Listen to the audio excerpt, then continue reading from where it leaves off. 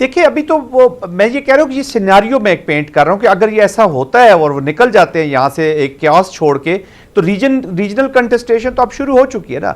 Actually Iran के भी जो ऑब्जेक्टिव्स थे इस हुर्मस को वो यूज करना चाह रहे थे प्रेजेंट सिनेरियो में भी और पोस्ट वॉर भी, कि रीजन का जो नया चेस बोर्ड लगेगा उसके ऊपर एक पावरफुल ईरान जो है वो जाना चाहता है। और उसके पता है कि उसके कॉन्टेक्स्ट में हुर्मस इज मोर इंपॉर्टेंट। इस वक्त ईरान के लिए nuclear is not a big issue, वो चाहे उसकी साइड तबाह करें या ना करें। इस वक्त तो हुर्मस का जो कार्ड है वो खुद बार बार इसलिए कह रहे हैं कि ये 10 न्यूक्लियर से 6 न्यूक्लियर से ज्यादा इफेक्टिव कार्ड है, तो वो हुर्मस पे कोई कंप्रोमाइज नहीं। This contestation is totally for Hormuz. वो समझते हैं कि हमारी फ्यूचर की पॉलिटिक्स, हमारी डिप्लोमेसी, हमारी मिलिट्री, हमारी power projection is through Hormuz, इसलिए वो इसको एक्सटेंड कर रहे हैं। और दोनों ने एक अपॉर्चुनिटी थी, दोनों ने उसको लूज किया, but it can be created any time. ये भी मैं आपको बता दूं कामरान साहब, हमारे लिए कोई सरप्राइज नहीं हो कि 72 घंटे के बाद फिर हम देखें कि एस्केलेट टू डी एस्केलेट की जिस तरह बात लोग करते रहे कि एस्केलेशन इतनी थी कि अब उसको डी एस्केलेट करके दोबारा ऑलमोस्ट इसी के, क्योंकि जेसीपीओ पे अगर उससे बेहतर उसको न्यूक्लियर डील मिल गई तो उसको अब भी फेस सेविंग मिल जाएगी। और ये बयानात आप शुरू से लेकर अभी तक देखें, जेडी वैंस किसी वक्त बात कर रहे थे कि जी हमने कितनी अच्छी डील कर ली, क्या उसके फायदे हुए हैं, ईरानियंस भी, तो ये उसको एनवायरनमेंट को क्रिएट किसी वक्त भी किया जा सकता है। Next 72 hours are very important, लेकिन अगर ये जंग फैल गई और अरब कंट्रीज भी इसमें शामिल हो गई और अगर स्टेट ऊपर इन्होंने बाबुल मंदर को बंद किया तो फिर तो मैं नेटो को भी इस वॉर के अंदर वापस आता हुआ देख रहा हूँ जी। That will be extremely NATO को भी वापस आता हुआ देख रहे हैं। कम्युनिटी ईरान को, अच्छा यस बिल्कुल। देखिए ना, इंटरनेशनल कम्युनिटी जो है वो फ्री सीज चाहती है, फ्री ट्रेड चाहती है। चाइना, रशिया बेशक स्ट्रेटेजिक पार्टनर हो ईरान के, Asian countries, even countries like Pakistan, वो कभी इंकरेज नहीं करेंगे कि रिस्ट्रिक्शंस लगाई जाएं फ्री शिपिंग को, फ्री ट्रेड रूट्स को, फ्री सीज को। अदरवाइज तो एक न्यू नॉर्मल सेट करने वाली बात है, ये दुनिया का बिल्कुल डिसऑर्डर में चली जाएगी। Already we are in the disruptive world, ये मजीद खराबी पैदा होगी। बिल्कुल ठीक। मोहम्मद अली साहब, गल्फ कंट्रीज की क्या हालत ज़ार होगी इस वक्त, जबकि उनको हर तरफ से ही एक प्रेशर का फेस करना पड़ रहा है। ईरान जो है उसकी वो गुजरने नहीं दे रहा अपने टोल के बगैर, अमेरिका उसको अपने टोल के बगैर गुजरने नहीं दे रहा। तो गल्फ कंट्रीज को मिसाइल भी पड़ रहे हैं ईरान से, क्योंकि वो अमेरिका को वो प्रोवाइड कर रहे हैं। उनकी सिचुएशन क्या है इस वक्त, और वो कितना कतर दोबारा और पाकिस्तान दोबारा इन्फ्लुएंस कर सकता है ईरान और अमेरिका को इस वक्त कि रुक जाए? अच्छा कामरान साहब, पहले तो मैं ये बताना चाहता हूँ कि आई थिंक पाकिस्तान की जो सिफारती कोशिशें हैं इस क्राइसिस के और कशीदा सूरत हाल के बावजूद अभी भी बदस्तूर जारी हैं। आपको पता है कि फील्ड मार्शल साहब की अभी थोड़ी देर पहले सदर अर्दगान से अंकारा में भी मुलाकात हुई है, और हमारे जो नायब वजीर आजम हैं उनकी भी कई अहम लोगों से बात हुई है। हमारे वजीर आजम ने भी कल वो कतर में भी थे।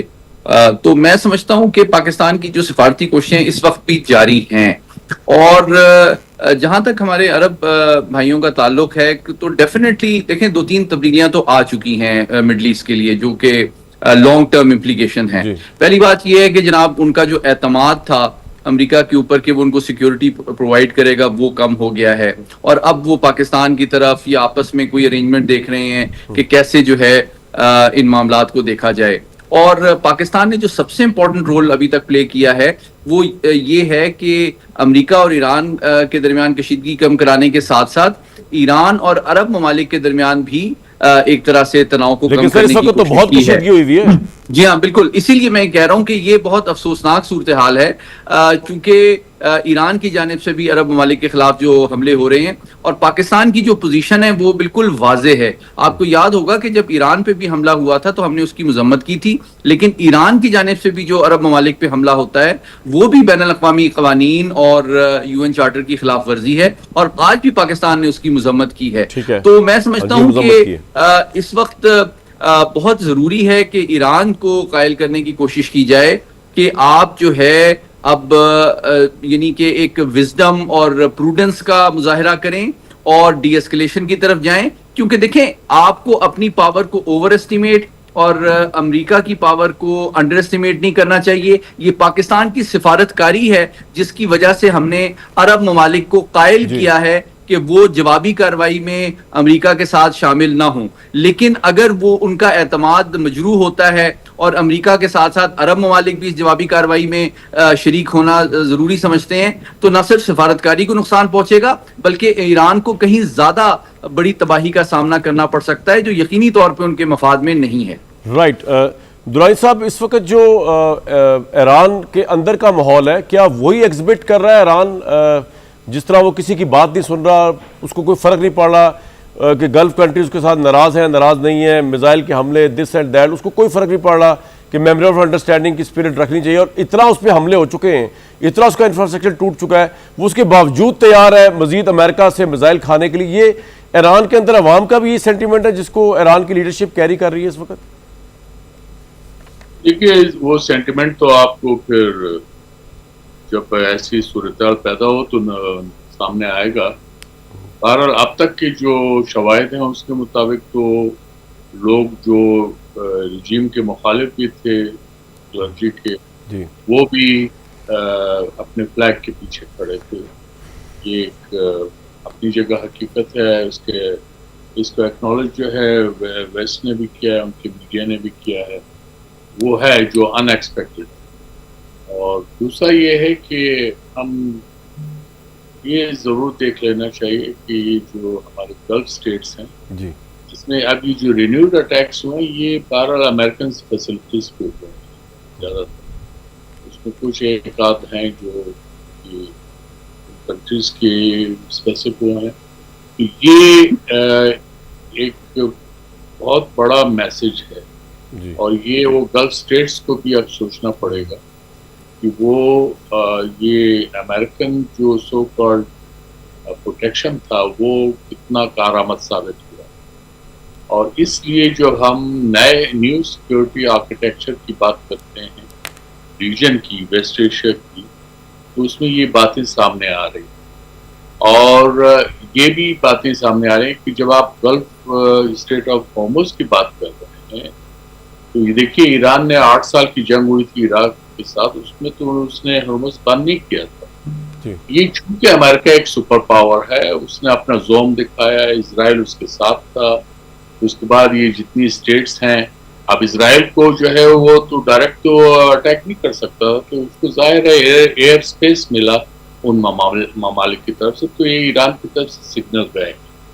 अब जरूरत इस बात की है कि आया ये गल्फ ममालिक भी ये चाहते हैं कि उन पे ये अटैक होते रहें, तो वो जाहिर है वार का हिस्सा बन जाएगी। तो उसका क्या मतलब होगा?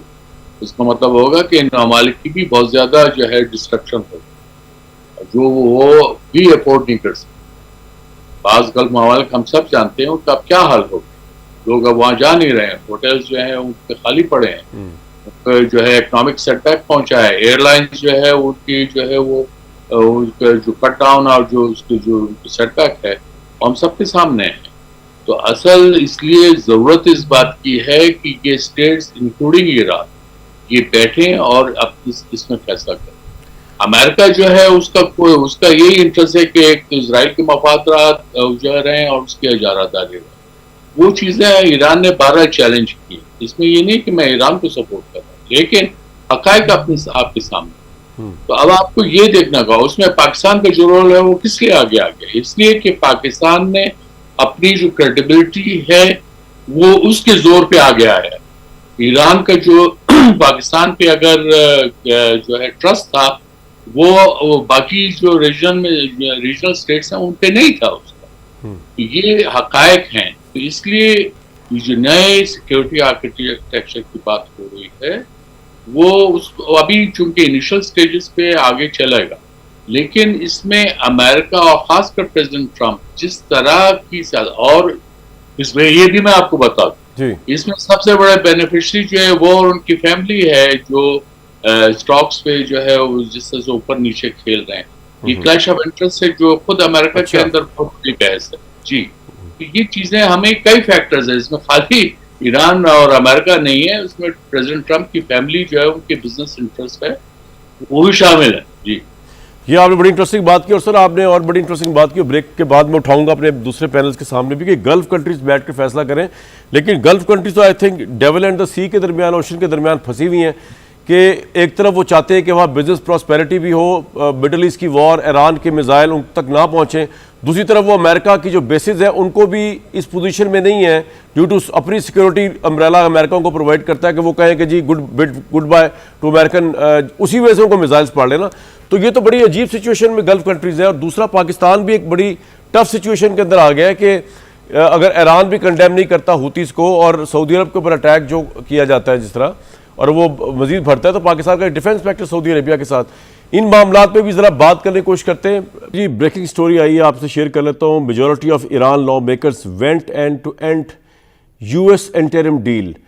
190 के करीब 180 के करीब मेंबर्स, ईरान की 290 की जो स्ट्रॉन्ग पार्लियामेंट है, उन्होंने एक स्टेटमेंट जारी की है अब से कुछ देर पहले, और उन्होंने कहा है कि अब ईरान को कहा है कि जी वो memorandum of understanding with the United states को ख़त्म कर दे। और उन्होंने ये भी कहा है कि we will swear an oath in the path of blood, lust and revenge, let us not neglect any moment of effort, planning and operational action. ये सिचुएशन है। उन्होंने रिवेंज और उसकी बात की है ईरान की पार्लियामेंट के 180 मेंबर्स ने। तो जनरल साहब, इस वक्त तो ईरान की पार्लियामेंट भी मैदान में कूद गई है और वो कह रही है मेमोरेंडम अंडरस्टैंडिंग को ख़त्म किया जाए, हमें सिर्फ रिवेंज चाहिए और हमें और कुछ नहीं चाहिए। We firmly support the performance of the armed forces specially in exercising Iran sovereignty of the state of Hormuz. इसको आप क्या, अब पहले तो इसका बताइएगा, इसको आप किस उसमें लेंगे, डायरेक्शन में क्या समझा जाए इससे? जी कामरान साहब, देखिए बिल्कुल पॉलिटिकल वेट डाला है उन्होंने अपनी एफर्ट के अंदर, और this is how the war is executed. जैसे मोहम्मद अली साहब ने बड़ा शुरू में मेंशन किया है कि it is the war is the extension of the policy, तो आपने देख लिया this is the policy. Having said that